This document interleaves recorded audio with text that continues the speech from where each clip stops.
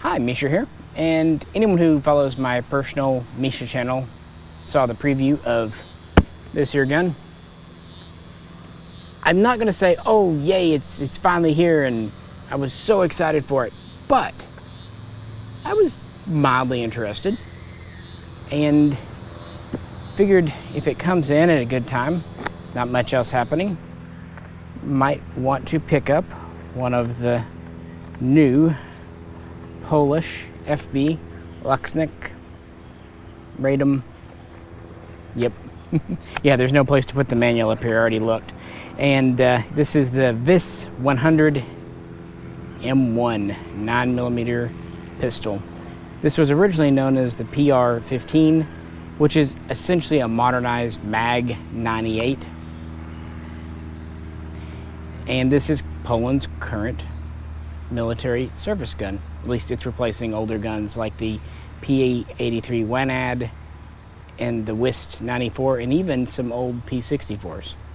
So what we're going to do, we're going to look at its features, talk about what it is and isn't, and of course take it to the range.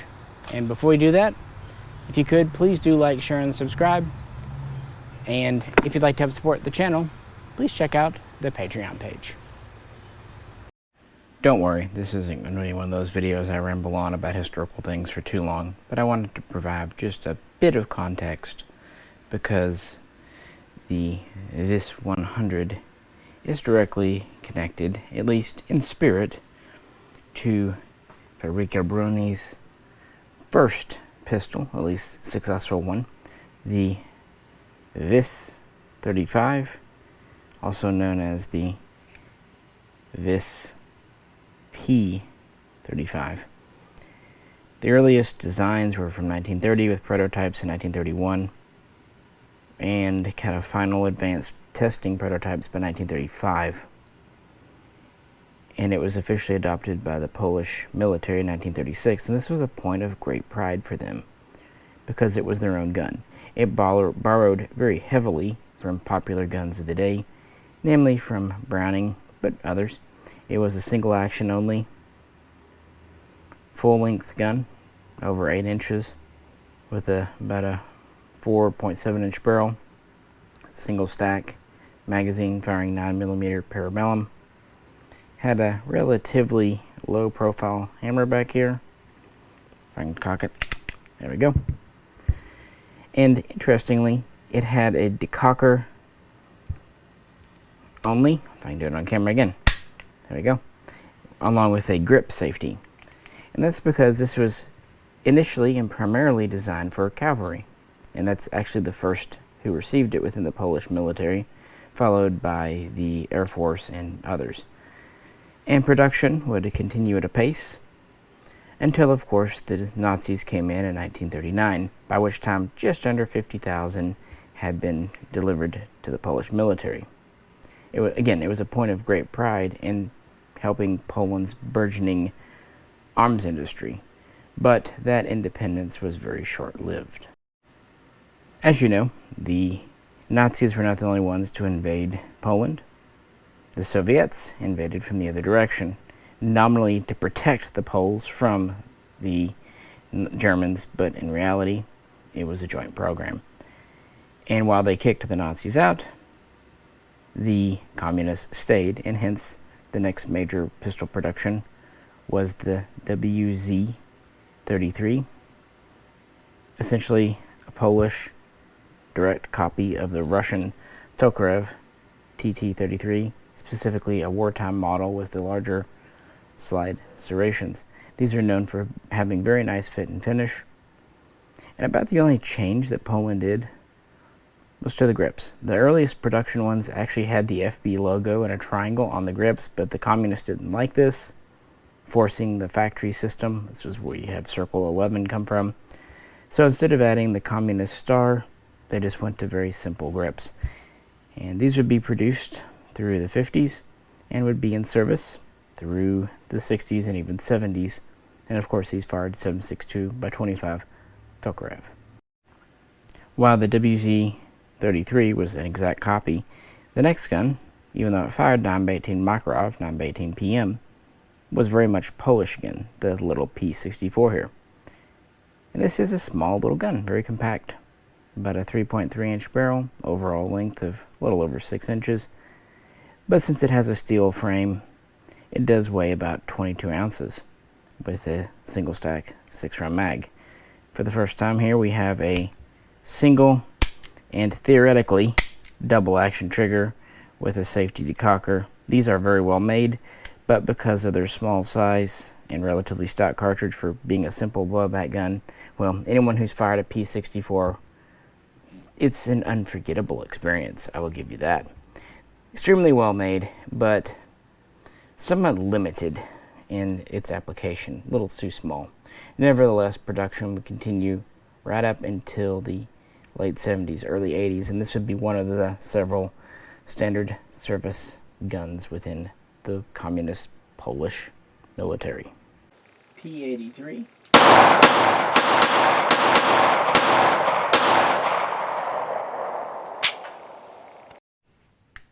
And here we have the last major production gun out of the communist era, the P83, so-called Wanad.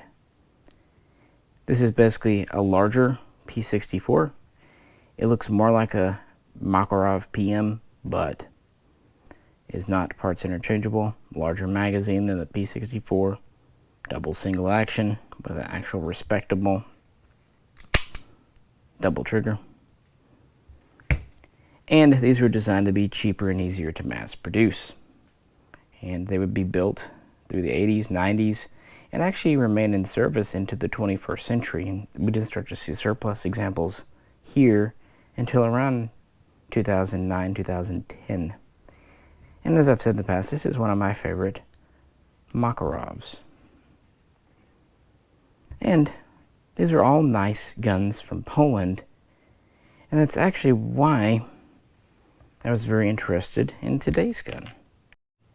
Because of my excellent past experiences with Polish rifles and pistols, when the VIS-100 was announced, I was interested. Typically, I'm not into a lot of modern guns, but I just really appreciate FB-Radom. And this is a return to using the 9x19 Parabellum cartridge since the VIS-35, and that's kind of cool. And it's even named after it. Now, I am missing a generation here. There was the VIS-94 and the Mag-98. These are two Polish designs from, well, the 1990s, and they competed against each other. But eventually in 1999, the 94 would be put into service with just over 20,000 ordered. The Mag-98 was somewhat like this. It had a double single-action hammer. The 94 used more of a Glock-style striker. The 98 lost because it was just a little too big and too heavy. It did have an alloy frame, but its predecessor, or the prototype, the Mag-95, was actually an all-steel gun. Not to get too in the weeds, but they liked the 94 because it was lighter and a little more compact. But when they took the 94 into combat, Afghanistan and Iraq, well, it proved not to be as dependable, reliable, even not quite as durable as they'd hoped, and a little too complicated to disassemble and fully clean in the field.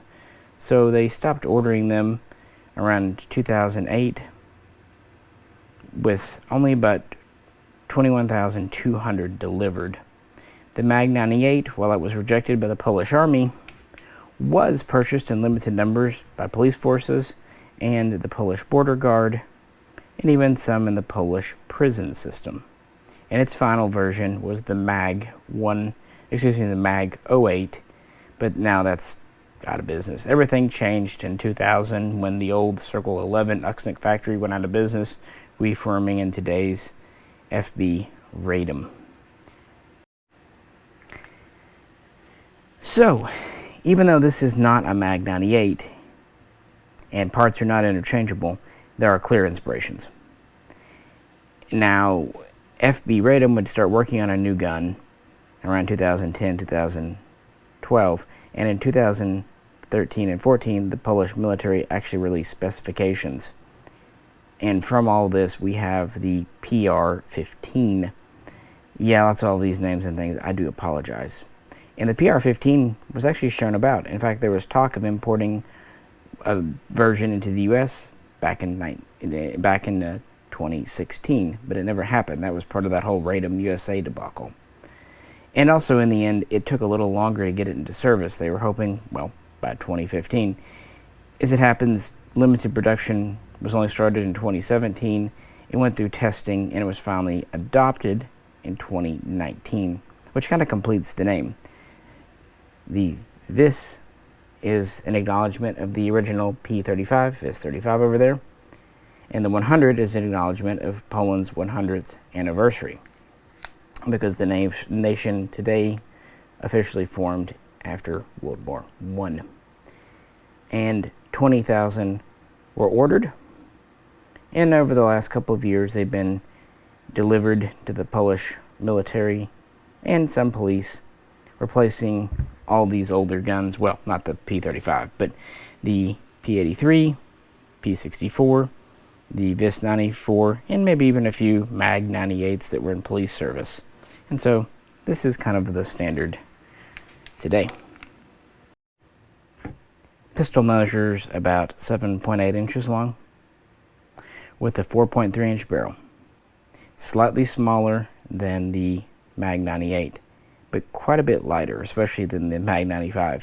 It's just a hair under 25 ounces unloaded, which is remarkable for a alloy framed gun. Later we'll look at some of the ways they saved on weight, but I do find that one of the first things of note. In most ways this is identical to a Polish military gun, although it does have upgraded sights and a few other minor improvements to make it more into a target pistol for the American market. So, with that, what's in the box? What does it come with? So, what's in the box, as you saw moving? We've got a manual and a Ziploc. Just a manual. We have a second set of grips, again in a Ziploc bag. These are actually slightly larger, giving you more girth for the gripping. And then we have various unsundry sight plates and additional bases for the magazines. Here's the 15 round standard mag with the flush base plate, and in our pistol we have the same 15 round body but with a +2 extension, and these are extremely easy to swap in and out. So it's up to you which style of mag you prefer. I think I like the flush, but that's just me. So we've covered that. How does it feel? How are the controls? This is where the gun started to impress me after I opened it up. First, I really like this mag catch. Yes, it's ambidextrous. Once that was an amazing feature. Today it's very standard. But the way it feels, the way you can squeeze it, the way they're independent. Notice the notches in the front, not on either side. It doesn't really favor right or left-handed. It really does feel like a true ambidextrous. See, there you go. Release. You also have quite a long pick rail. And you notice this large lightning cut here. And you have a fiber optic front sight. And you've got a plate rear sight. And you'll notice some more lightning cuts. There's one cut out on each side here. And the slide itself is as slim as really possible. We have a relatively low profile hammer, kind of commander style. Easy enough to grip, but you're not going to get hammer bite from that. I don't know how you could. I guess you'd, even then, you have to be a complete idiot, basically. So that means we'll probably do it. We do have, of course, a standard ambidextrous slide release. And we have a decocker only instead of a safety. The trigger is smooth and pretty light and single, but it's still a service trigger. And we have a lanyard loop in the back made from a simple piece of stamped steel. The grip is ergonomic. It really is. It's got a cutout in the top. It's relatively wide, and it has patterning on the front.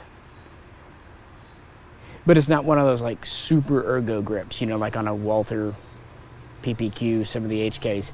It's a very traditional, but still quite comfortable grip.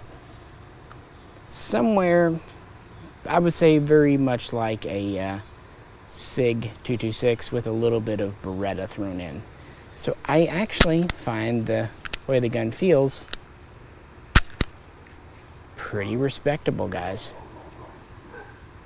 So far, it's exceeding my expectations, but to be fair, I really didn't have many going into this. So with all that, how does it shoot? Very first shots out of the VIS-100.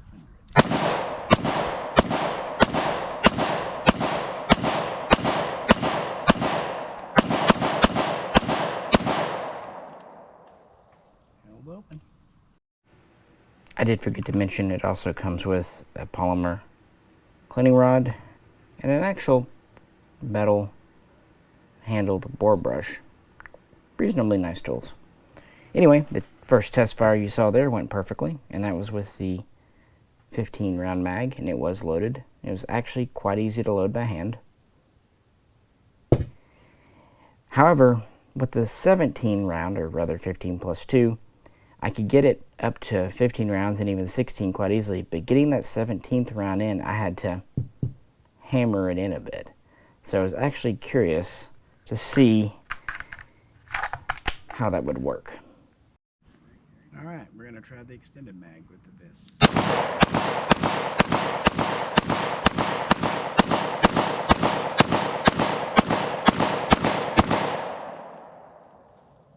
All right, held up again. And yeah, that 17 round mag worked quite well. And I had no problems with it. So even though it was difficult to load that last round, we had no feeding problems or even getting the mag in the gun problems. So that's my take. But I'm only one person. And I'm an old person at that, and a blind person, and somebody who's not into tactical guns.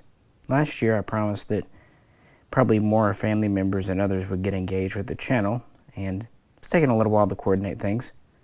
But to kind of draw in the younger crowd, I brought in a millennial, my cousin.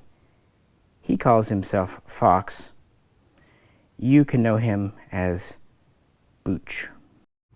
Hey guys, Fox here. I'm going to talk about the VIS-100. We'll start with how it looks, and definitely, first rattle out of the box, gotta say this thing looks awesome. It's kind of got the tactical vibe going to it. Definitely like the barrel here. Got the grooves in there. And in all honesty, it's just kind of nice to see something other than a Glock. You know, it kind of breaks that up. It's not a SIG pattern, not a Glock pattern. And just looking at it, that tactical vibe, they really nailed it here. Of course, MOS cut for your optic. That is a huge plus. And you've got a pick rail. And while we're on looks, I think if you were to put, you know, a light that kind of went along the lines of how this gun, the shape and the flow of it, I think that would really bring it out. Fire a few rounds from the VIS-100.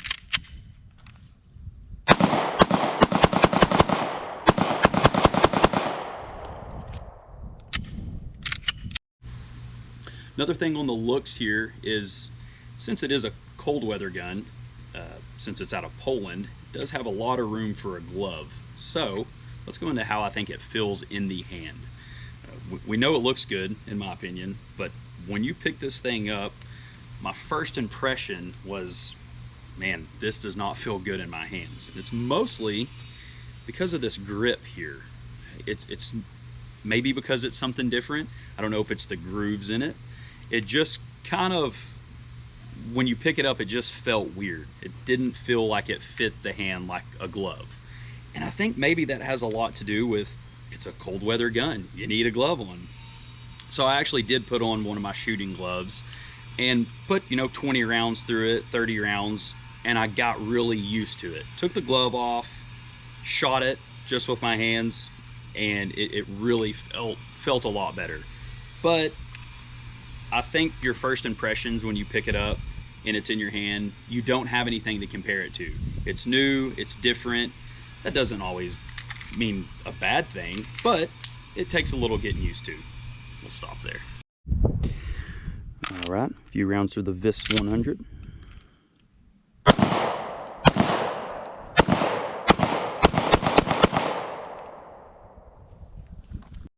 We'll continue speaking about how the gun feels.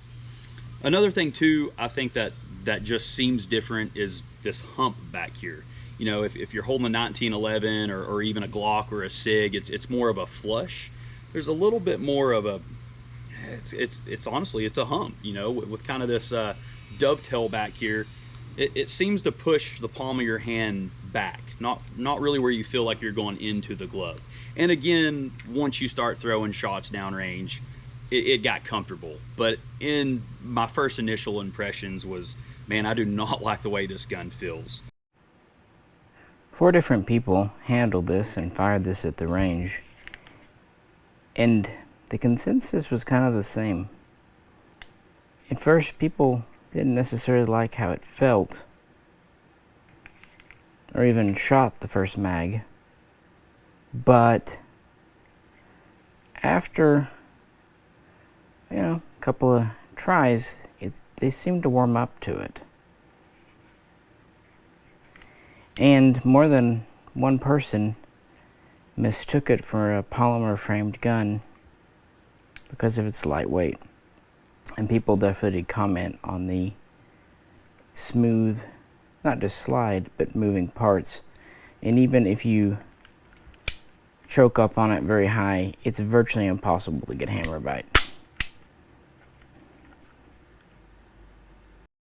VIS-100 again.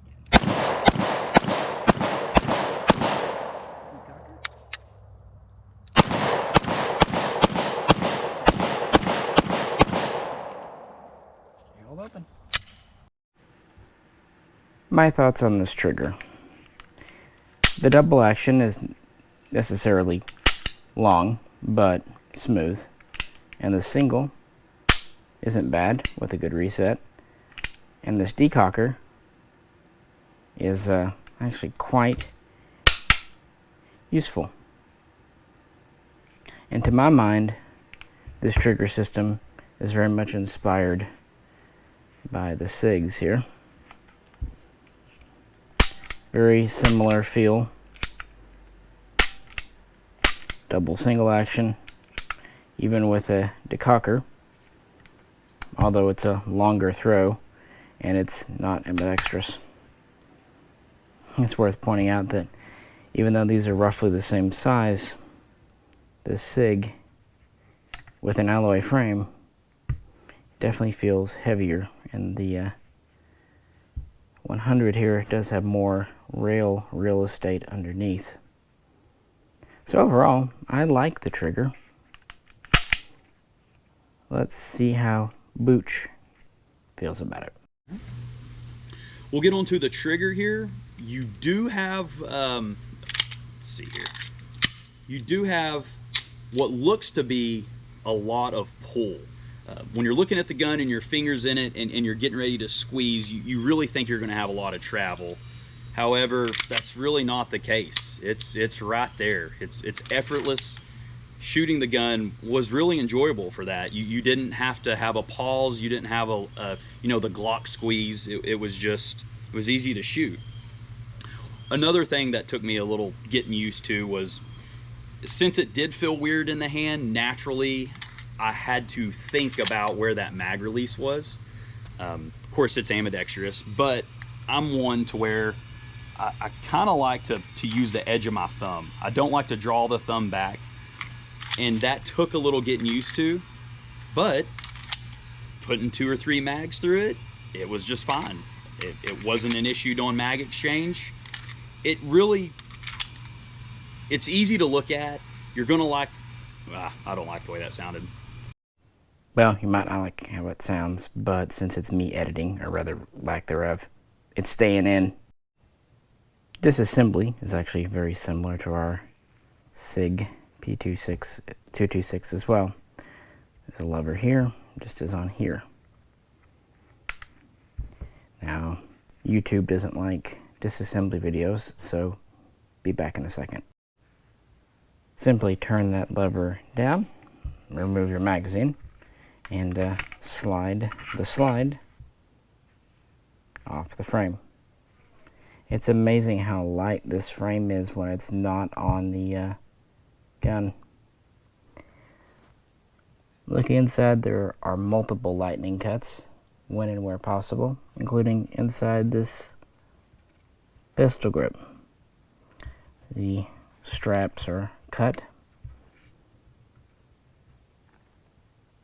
and that back here hump is where your mainspring's at.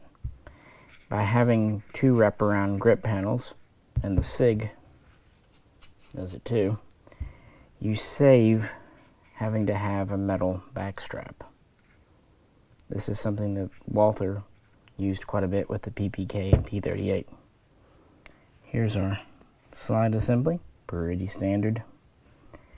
Note that the recoil system, captive, and it has lightning holes in the base here. Then we have our barrel. Again, this is about 4.3 inches long, and it's slightly tapered at the front, making it slightly thinner in the back to save weight, and also slightly fatter up front to have a good lockup with the slide. And here again, the slide is so light, especially in the front, you'd almost think it was titanium or some other alloy. There's lightning cuts here. The front up here is as skeletonized as possible. And of course, the breech in the back is more beefed up because that's going to take your recoil.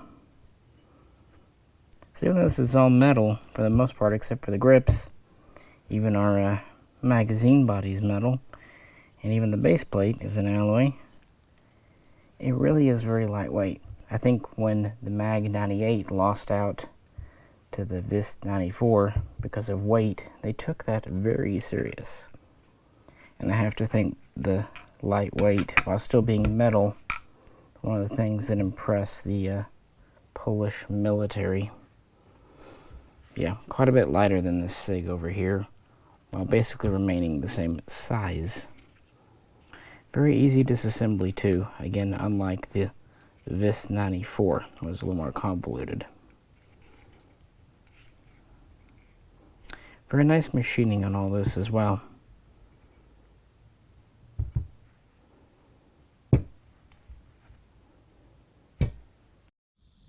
VIS-100 one more time.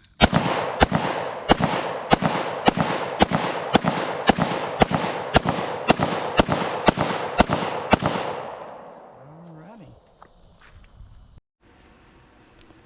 So what are my final thoughts? First off, I want to point out we ran several mags with several people and a couple of different types of ammunition through it, 115 and 124 grain, and we had absolutely 0 failures.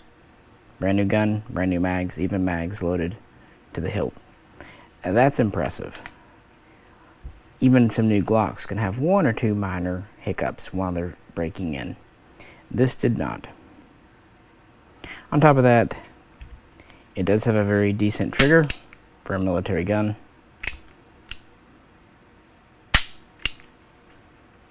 And a nice slide throw. And it won pretty much everyone over at the range. Some liked the look, some didn't. Many didn't like how it felt in the hand. And a couple didn't even like how the first mag through it felt. But once they kind of adapted to it, it became quite a popular pistol. I like it. It has potential, although because of the price, it may be of only limited interest. But to me, it meets my expectations for a gun from FB-Radom, Poland. Let's check in with Fox or Booch one more time and get his final thoughts and kind of take on if he would like to own one of these or not. But yeah, honestly, I want one of these in the collection. I'm going to throw probably a red dot on it, get a light on it. It's optic cut, it's got the rail, and it just looks good. And ultimately, it's something different. So yeah, I look forward to maybe sharing what else we throw on it and doing some more range videos with it. 2 questions. Yeah. What do you think of the price point? Again, they're selling for about $950 with MSRP of $1150. Price point doesn't scare me. It really doesn't. We've seen time and time with some of these the new gen Glocks, the SIGs coming out. You know, they're starting at $700. I think you get more bang for your buck. But then again, it's also not a subcompact. It's going to be something you're going to enjoy at the range. Not afraid of the price at all. Second question: who is Cody anyway? Butch. Alrighty, guys. Hope this was a thorough and complete review. When I put up the preview of this on my personal channel, Misha, I was pretty happy and impressed with the interest in it. And it is kind of one of those guns that at first doesn't necessarily jump out at you. It might seem kind of bog standard, overpriced, or even maybe not feeling good in the hands. But like a lot of Polish guns, it seems like, the barrel included, the proof seems to be in how it shoots. And just really getting familiar with it. And again, as I said earlier, we had a perfect range day. No jams, no failures with several different types of ammo. Even with me kind of slamming that 17th round into the extended mag, it fed just fine. So it's about as successful as a first range attempt could be. So with that, we'd love to hear your take, how you think how it looks. If anyone else has picked one up, yeah, feel free to comment below, and I'm sure we'll do a follow-up video as time goes by. And as always, if you could, please do like, share, subscribe, you know the drill. And if you'd like to help support the channel, check out the link to the Patreon page. This is Misha.